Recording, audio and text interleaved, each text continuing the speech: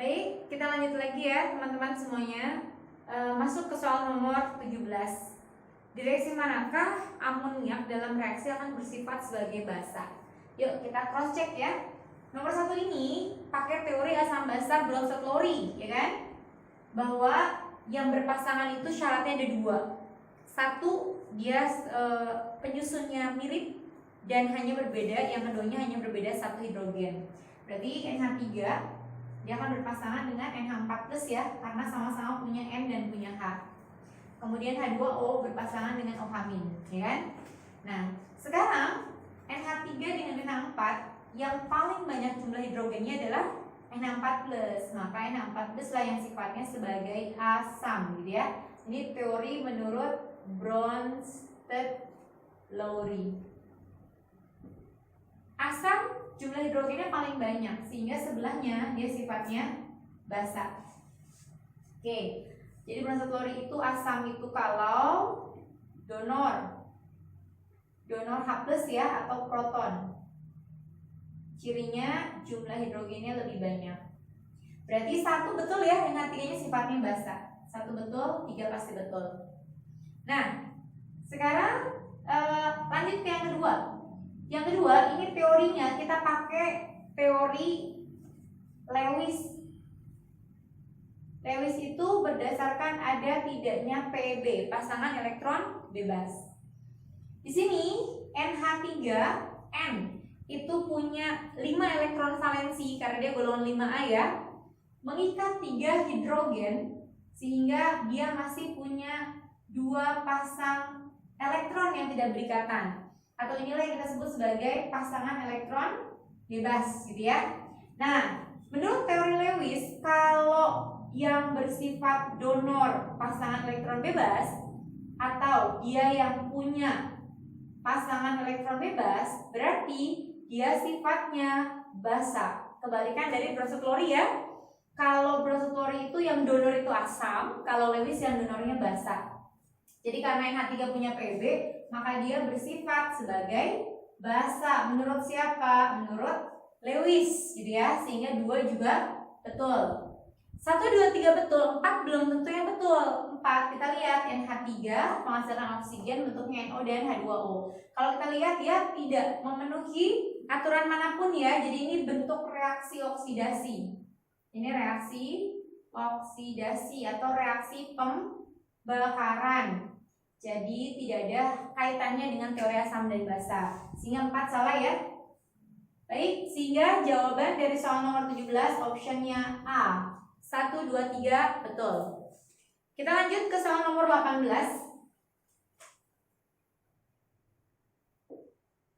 Nomor 18 ini babnya tentang laju reaksi. Pertanyaannya apa persamaan laju reaksinya jika reaksinya di sini ada CH3 3 kali CBr, ya, direaksikan dengan OH-. Hasilnya menjadi CH3 3 kali COH ditambah dengan Br-. Baik, kalau persamaan, kalau berbicara tentang persamaan laju, maka persamaan lajunya kita bisa nyatakan adalah V, simbol dari laju reaksinya ya, akan sama dengan K dikali konsentrasi reaktan. Dalam hal ini reaktannya ada 2, berarti kita masukkan yang pertama CH3 3 kali CBr pangkat X, gitu ya. Sedangkan satunya lagi adalah OH- pangkat Y. Nilai X dan nilai Y-nya inilah kita sebut sebagai ordo reaksinya. Di sini order reaksinya belum diketahui ya. Kita bisa cari order reaksinya satu per satu dari data yang diketahui. Oke, kita pertama-tama cari dulu order X-nya. Lihat soalnya lagi teman-teman, coba kita baca lagi. Di situ di dalam soal mengatakan bahwa apabila konsentrasi CH3 3 kali CBr diturunkan menjadi setengahnya, laju reaksinya turun menjadi setengah. Artinya OH- tidak disebutkan di situ ya. Maka dianggapnya dia tetap. Jadi yang pertama, ketika konsentrasi CH3CBr-nya diturunkan setengahnya, berarti setengah kalinya ya.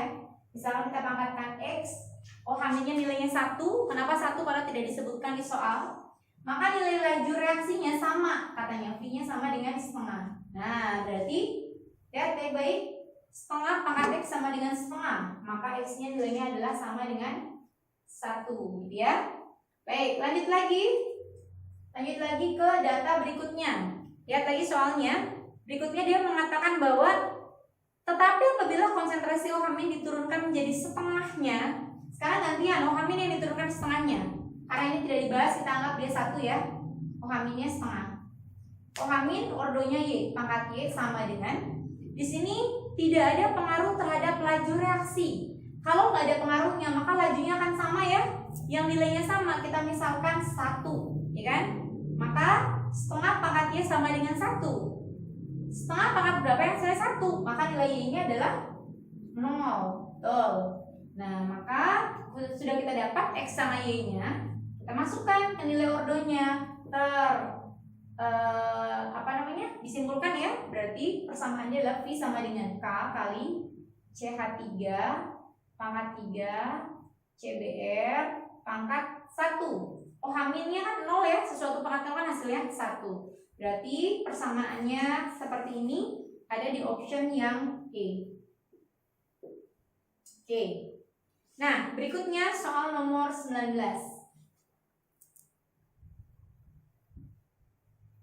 19. Dalam suatu basa, sel 2 mengalami reaksi disproporsionasi menghasilkan ion sel min dan sel O3 min. Pertanyaannya, jumlah mol ion sel O3 min yang dihasilkan dari 1 mol sel 2 adalah berapa? Oke, ini redoks ya teman-teman ya. Sel 2 dia terurai menghasilkan Cl min ditambah dengan ClO3 min. Kalau di sininya ada 1 mol, maka di sini berapa molnya? Baik, pertama-tama kita reaksikan dulu ya. Bahwa sel 2 di sini biloxnya adalah 0. Kenapa 0? Karena dia merupakan molekul unsur. Di sini Cl jelas muatannya min 1 sehingga biloxnya adalah negatif 1 ya. ClO3 min, kita cari bilox selnya dulu nih. Cl oksigen itu min 2. Min 2 kali 3 adalah negatif 6. Total muatannya adalah negatif 1 sehingga bilox selnya didapatkan pindah ruas jadi positif 1 ya. Min 6 pindah ruas 5 dikurangin 1 berarti positif 5. Positif 5. Baik, sekarang yuk kita lihat 0 ke min 1 itu reaksinya turun ya. Kalau turun itu reaksinya reduksi. Sedangkan 0 ke plus 5 itu reaksinya naik atau reaksinya oksidasi. Karena dia bisa mengalami reduksi dan oksidasi sekaligus, maka reaksinya kita sebut sebagai autoredoks atau disproporsionasi, gitu ya. Baik, kalau autoredoks caranya, yuk kita lihat di sini. Lihat baik-baik perubahan bilangan oksidasi. Yang pertama dari 0 ke min 1 itu adalah 1 elektron. Biasanya kalau kita mau pakai konsep PBO, itu jumlah unsurnya kan harus disetarakan dulu ya. Tapi karena dia autoredoks nggak usah, penyetaraannya di akhir saja. Baik, jadi kita berdasarkan PBO-nya saja dulu. Selanjutnya berikutnya, perubahan bilangan oksidasi dari 0 ke 5. Berarti 5 elektron ya. Ingat, jumlah elektron yang terlibat dalam suatu reaksi harus sama. Ini 1 elektron, ini 5. Berarti karena nggak sama kali silang. Ini kali 5, yang ini kali 1 ya. Oke, yuk kita kalikan. Ini kali 5 nih. Nah, ini kali 5, yang ini nggak usah. Nanti aja belakangan. Ini kali 1, tetap ya. Nah, barulah jumlah Cl di sebelah kanan itu ada 2 ya. Cl-nya 5 tambah 1, 6. Di sini baru ada 2. Supaya 6 berarti harus diapain? Ya, kali 3, gitu kan ya. Nah, dengan demikian udah langsung aja nih kita bisa mencari berapa mol ClO3 min-nya. Jadi mol ClO3 min-nya didapat dari perbandingan koefisien ya. Koefisien ClO3 min-nya 1 per sel 2-nya 3 dikali mol yang diketahuinya 1. Maka didapatlah 1 per 3 mol. Jawabannya ada di option yang B. Baik, nomor 20 berikutnya. Di antara gas berikut yang mempunyai jumlah atom paling banyak pada keadaan STP. Jumlah atom yang terbanyak pada keadaan STP ya. Baik, ini sebenarnya tipenya stoikiometri tapi konsep mol. Cara mencari mol itu bisa didapat kalau datanya STP dapat dari volume STP dibagi 22,4 gitu ya. Sekarang kalau misalkan yang ditanya jumlah atom, ya, maka molnya itu didapat dari jumlah atom dibagi N. N itu adalah bilangan Avogadro. Baik, ini dia. Nah, sekarang untuk mencari jumlah atom terbanyak, jumlah atom terbanyak itu kita bisa peroleh dari jumlah atom ya. Di sini kan, kali silang ya. Ini kan sama nih, tetap nih. Ini nilainya tetap. Ini juga nilainya tetap ya, boleh kita coret. Berarti jumlah atom itu akan sama dengan volume STP-nya ya. Volume STP-nya. Nah, karena yang ditanya jumlah atom, ya kan? Berarti dikali dengan banyaknya atom. Dikali dengan banyaknya atom. Oke, kalau kita mau nyari jumlah atom yang paling besar, gitu ya, maka cari yang memiliki nilai yang paling besar. Bisa dipahami ya teman-teman ya? Oke, yuk langsung aja kita cross check ya. Ada 4 option di situ. Sebelah sini bisa ya? Oke, saya pindahin di sebelah sini. Option yang pertama yang A. Di situ CH4. CH4 lihat jumlah atomnya. Terus dari 1 atom C dan 4 atom hidrogen. Berarti totalnya 1 tambah 4 adalah 5 ya. Sehingga jumlah atomnya, volumenya di situ ada 2,8 dikali dengan jumlah atomnya ada 5, ya kan? Dapatlah nilainya 14. Lanjut yang B, sama ya, C2 H4 ya. Ini atomnya ada 4 tambah 2 6 ya. Sehingga jumlah atomnya 2,8 dikali 6 16,8 ya. Yang C itu ada CO2. Sini jumlahnya 2 tambah 1 3 ya. Oke, sehingga jumlah atomnya di situ volumenya 5,6 kali 3 16,8. Yang D SO2. S1 oksigen 2, 3 juga ya. Berarti jumlah atomnya sini jumlah atomnya 5,6 kali 3 16,8. Dan yang terakhir E itu C2H2 2CH2 berarti 4, sehingga jumlah atomnya 5,6 kali 4 ya 22,4. Oke, didapatlah yang memiliki jumlah atom terbesar itu adalah 22,4. Optionnya yang E. Baik, teman-teman semuanya, kita udah masuk ke sesi yang ketiga. 10 soal terakhir ini saya nggak akan bahas semuanya, tapi saya akan bahas tipe-tipe yang beda saja ya. Harapannya tipe yang samanya bisa teman-teman kerjain sendiri di rumah. Ya, sekarang kita lanjut ke soal nomor 22. Karena 21 itu udah pernah kita bahas. Kita masuk aja ke 22-nya nih. 22. Jika satu partikel radioisotop ditembaki dengan satu partikel alfa, maka akan diperoleh satu partikel Y gitu ya, dan akan memancarkan apa? Yuk, kita masukkan di sini X di sini 238 92 ya. Ditembak itu bahasanya sama dengan direaksikan. Berarti plus alfa. Ya. Akan diperoleh partikel Y di sini 239 94 dan memancarkan apa, gitu ya? Memancarkan apa di sini? Baik, kita lihat ya di sini ya.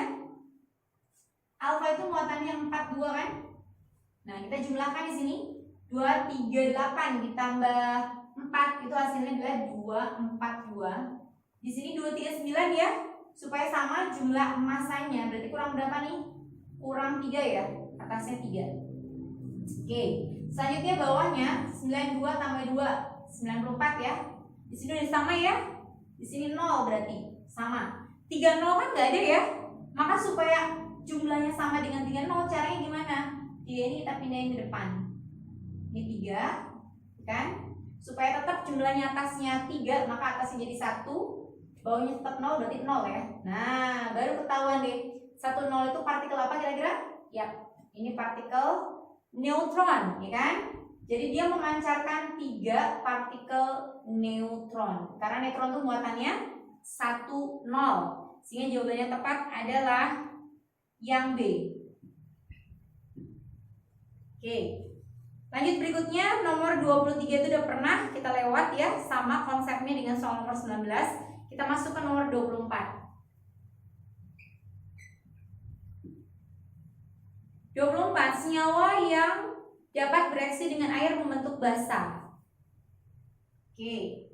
Senyawa yang dalam air membentuk basa. Kita lihat ya, yang pertama. Di situ ada Li2O. Li2O.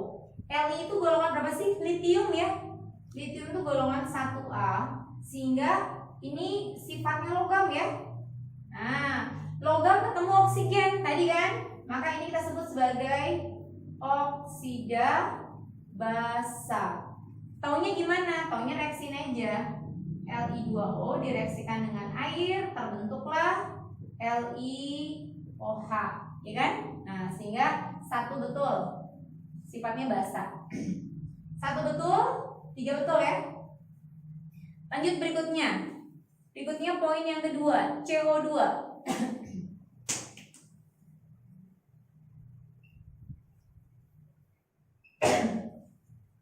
CO2 ini berarti karbon. Karbon itu golongan 4A ya.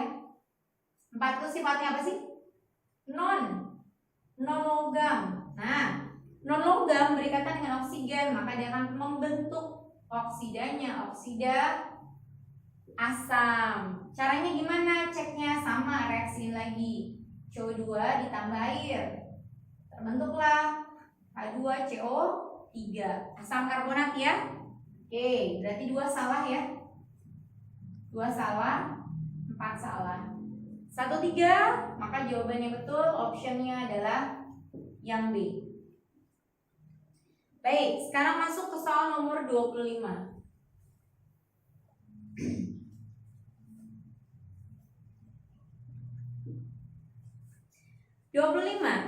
Jika KSP MOH 2 kali pada suhu tertentu adalah 4 kali 10 pangkat negatif 12, maka kelarutan MOH 2 kali pada pH 12 adalah berapa? Oke, di sini ada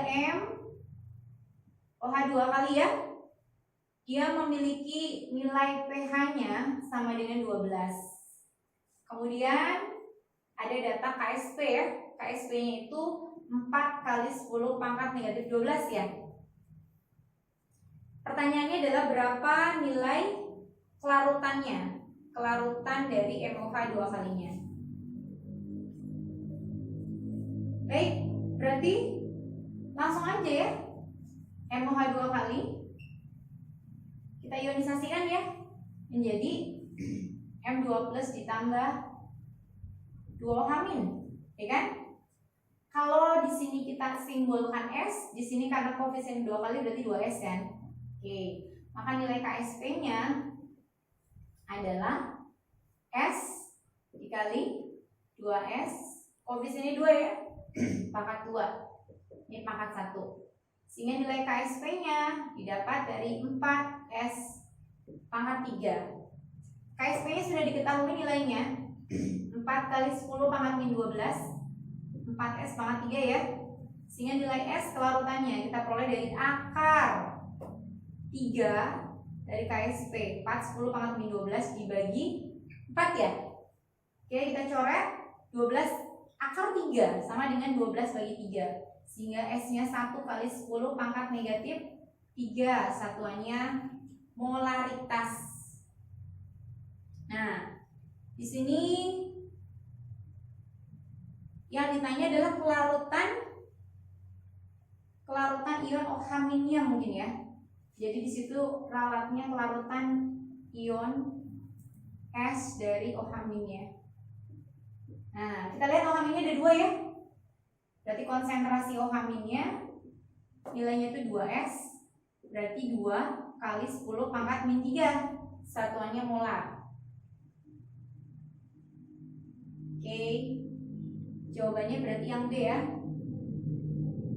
Jawabannya yang B.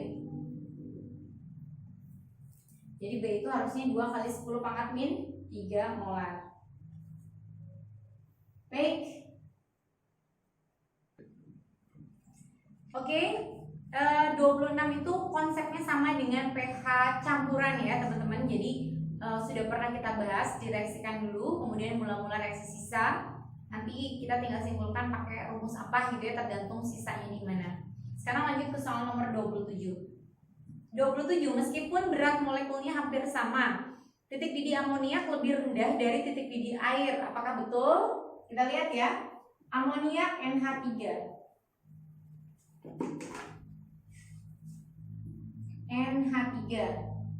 Kita tahu bahwa NH3 amoniak gas ya kan, dia punya nilai Mr-nya N14, hidrogennya 1, 3, berarti 14 tambah 3 17 ya. Oke. Dia memiliki ikatan hidrogen ya. Memiliki ikatan hidrogen. Apa itu ikatan hidrogen? Ikatan hidrogen itu adalah ikatan antar molekul. Antar molekul siapa? H dengan N, H dengan O, dan H dengan F. Nah, jadi NH3 itu memiliki ikatan hidrogen H dengan N. Kemudian di sini dibandingkan dengan H2O, dibandingkan dengan air H2O. Air dia memiliki nilai Mr 18 ya. Nah, dia juga sama, air juga memiliki ikatan hidrogen. Jadi NH3 memiliki ikatan hidrogen, air juga memiliki ikatan hidrogen. Kira-kira siapa yang lebih kuat ikatan hidrogennya? Yuk, lihat sini. Kenapa akhirnya hidrogen berikatan dengan N, dengan O, dan dengan F? Karena H dengan N, H dengan O, H dengan F itu tiga unsur ini yang memiliki elektronegativitas atau jumlah elektron yang jumlahnya sangat besar. Nah, jadi makin ke bawah nilai elektronegativitasnya makin besar, sehingga kekuatan ikatan hidrogennya juga makin bertambah ya. Kekuatan ikatan hidrogennya semakin besar. Kalau kita bandingkan H dengan N dengan H dengan O, itu lebih besar H dengan O. Maka kalau dilihat gitu ya, H2O Mr-nya lebih besar, kemudian ikatannya lebih kuat, maka kesimpulannya titik didih H2O lebih besar dibandingkan dengan amoniak NH3. Jadi statement yang pertama salah ya. Katanya di situ amoniak titik didihnya lebih rendah. Betul ya? Betul semua. Amoniak titik didihnya lebih rendah, air lebih tinggi, berarti amoniak lebih rendah. Betul. Sebab ikatan hidrogen antar molekul air lebih kuat dibandingkan antar molekul amoniak. Tadi sudah dibahas ya? Betul juga. Apakah berhubungan? Berhubungan. Jadi jawabannya adalah yang A. Lanjut ke nomor 28.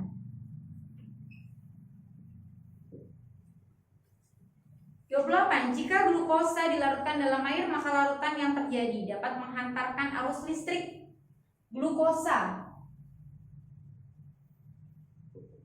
C6H12O6. Kita tahu dia senyawa yang sifatnya non elektrolit, tidak bisa mengion ya, hanya larut saja, sehingga dia sifatnya sebagai isolator, bukan konduktor, jadi tidak bisa menghantarkan arus listrik gitu ya. Oke, jadi jawaban yang pertama adalah salah. Glukosa dapat larut dalam air karena terjadi ikatan hidrogen antar molekul glukosa dengan molekul air. Betul. Jadi dia hanya larut di sini ya, hanya larut saja, dan larutnya itu salah satunya tadi ada faktor terjadinya ikatan hidrogen tadi gitu ya. Oke, jadi salah dan betul. Salah betul jawabannya yang B. Oke, lanjut ke soal nomor 29, masih kelarutan ya. Kelarutan. Ini enggak berbeda. Pada suhu tertentu 0,35 gram BAF2, Mr-nya 175, melarut dalam air murni membentuk 1 liter larutan jenuh. Hasil kali pelarutan BAF2 pada suhu ini adalah berapa? Baik, BAF2 ya, pertama-tama kita ionkan dulu, terion menjadi Ba2+ ditambah 2 2F min. Tadi menentukan KSP-nya adalah kita misalkan kalau di sini S maka di sini 2S ya. Yuk, konsentrasi BA berarti S koefisiennya 1 kan? Berarti pangkat 1 dikali konsentrasi F min-nya 2S ya, pemisalannya. Koefisiennya 2 berarti pangkat 2. Maka nilai KSP-nya kita peroleh dari 4S pangkat 3. Nah, di sini S-nya kita harus cari dulu. S itu sama dengan mencari molaritas ya. Molaritasnya didapat dari mana? Di situ ada data gram. Kita masukkan berarti gram 0,35 per mR-nya 175 ya. Di gram per mR ya kan? Dalam 1 liter air. Jadi per volume 1 liter. Nah, ini pangkatnya jangan lupa pangkat 3 ya. Pangkat 3. Oke. Stop please. Baik, ini ya, ini kita sederhanakan 0,35 bagi 175 itu sama dengan 2 kali 10 pangkat min 3 ya. Baik, berarti sama dengan 4 kali 2 kali 10 pangkat min 3 pangkat 3 ya. 2 pangkat 3 8, 8 kali 4 32, min 3 pangkat 3 dikalikan saja ya, 10 pangkat min 9. Berarti nilai KSP-nya akan sama dengan 3,2 kali 10 pangkat min 8. Jawabannya ada di option yang C. Oke. Baik, terakhir ya teman-teman. Oke, nomor 30, senyawa berikut ini memiliki rumus empiris dan rumus molekul yang sama. Rumus empiris itu rumus yang paling sederhana. Kalau molekul yang masih bisa disederhanakan lagi ya. Yuk kita cek dulu yang pertama. Di situ C6H6COH. Coba ya, biar gampang kita totalkan dulu. C-nya totalnya berarti ini kan ada C, ini ada C juga ya. Berarti total C-nya adalah 6 tambah 1 jadi 7 kan? Kemudian hidrogennya 6 tambah 1 7. Oksigennya ada 2 ya, berarti O-nya ada 2. Nah, kira-kira ini bisa dibagi lagi nggak teman-teman? Nggak bisa ya, karena bilangan prima kan? Baik, karena rumus ini tidak bisa dibagi lagi, maka kesimpulannya ini rumus empirisnya sama dengan rumus molekul. Betul ya? Berarti yang pertama betul, 1 betul, 3 betul. Sekarang lanjut ke yang kedua. Yang kedua, C6H4 COH 2 kali. Nah, kita cek sama kayak tadi. Totalkan C-nya. Ini ada 2. Di sini 6 ya. 6 tambah 2 berarti totalnya ada 8. Kemudian hidrogennya ya. Ini ada 2. Di sini 4. 4 tambah 2 berarti 6 kan? Oksigennya di sini 2 kali 2. 2 kali 2 berapa? 4 ya. Nah, C8H6O4 bisa dibagi nggak? Bisa disederhanakan. Bagi berapa nih? Bagi 2 ya. Maka hasilnya jadi C4H3O2. Ya enggak? Nah, kalau bisa disederhanakan, maka ini rumus empirisnya. Yang ini kita sebut sebagai rumus molekulnya. Ini yang paling sederhana, ini yang masih bisa disederhanakan. Ternyata berbeda ya, tidak sama. Berarti yang kedua salah. 2 salah, 4 juga salah. Baik, dengan demikian jawaban yang paling tepat adalah yang B. Oke teman-teman, alhamdulillah sudah selesai kita bahas 30 soal gitu ya. Nanti silahkan dicoba di rumah. Kalaupun misalkan ada yang terkendala gitu ya, soal yang tidak kita bahas tapi nggak bisa, teman-teman bisa WA saya gitu ya untuk menanyakan kira-kira solusi yang tepatnya seperti apa.